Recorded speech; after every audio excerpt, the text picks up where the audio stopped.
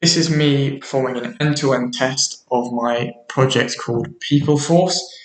This is the login screen, and we have a list of logins on this access table here. You'll notice the absence of the password column, and that is because it's simply not needed. Because my program incorporates hashing, all that's needed is a salt key and a hash key.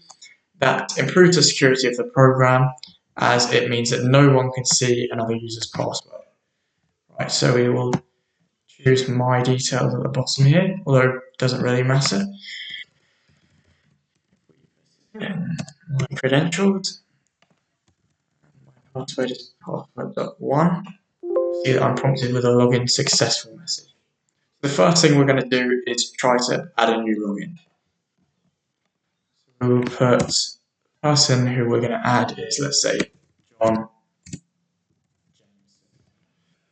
And their role, they're going to be a housekeeper.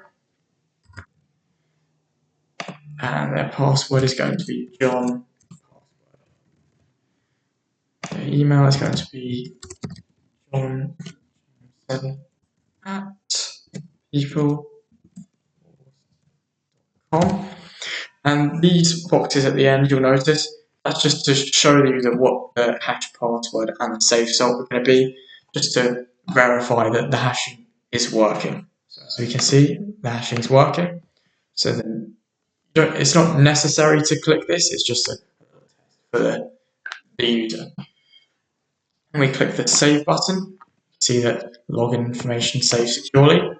So then if we head back to the logins page and we close it and we refresh and open it, we can see John Jameson, housekeeper, here. So then let's go back and we will log out and we will try to put in John's details. John password. You can see that the login was successful. Right, so the next page we will look at is going to be the materials page.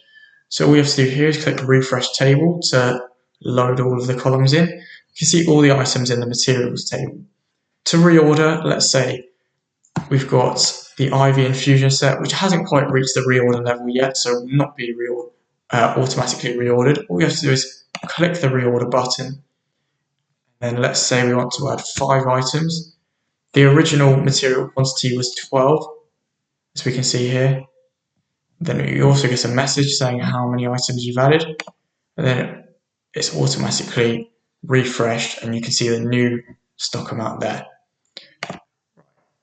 So next we will add a task, and we're going to add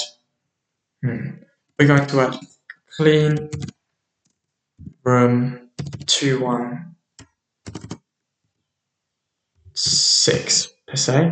Now we will look at the staff table to see which staff member we want to assign this task to. We will do, who will we choose? We will choose Lucas Mitchell.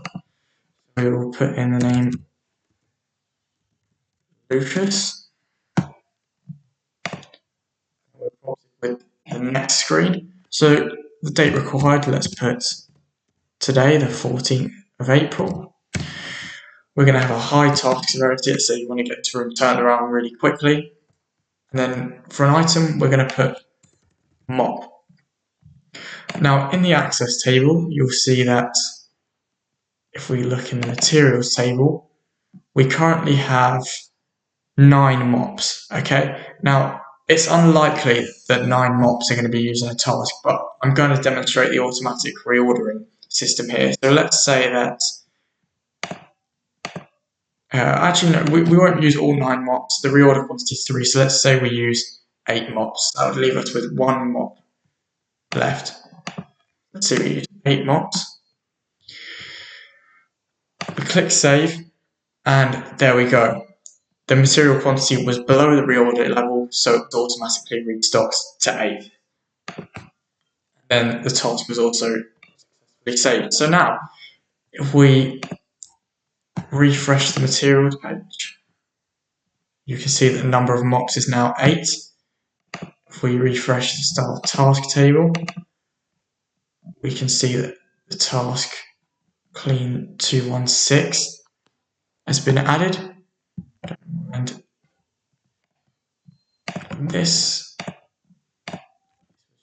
test, that one,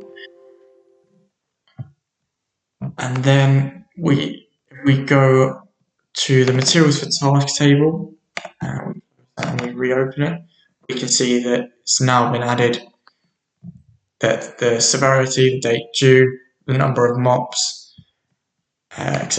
So now if we go back and we go to the task manager, now here we can see the tasks that have already been set. So go through, we can see the different tasks. So we will look in there. Let's say we wanted to do Adam. Let's say we did Adam. So move room 115 to CC. Right, so the date required for that was the 3rd of April.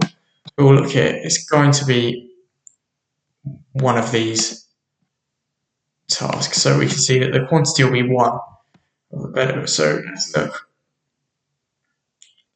Materials table for bread. So we expect that when the task complete button is clicked, the quantity will increase by 1. Okay. So let's click task complete. There we go. Task completed and 1 item restored to inventory. So now let's reopen the materials page.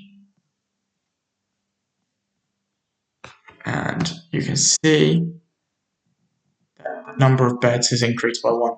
And one thing I also have to show is this. So this screen here, if I refresh it, is the materials restock log. So every time an automatic restock happens, it is displayed in this table here. So as you can see, this is the automatic restock that just occurred.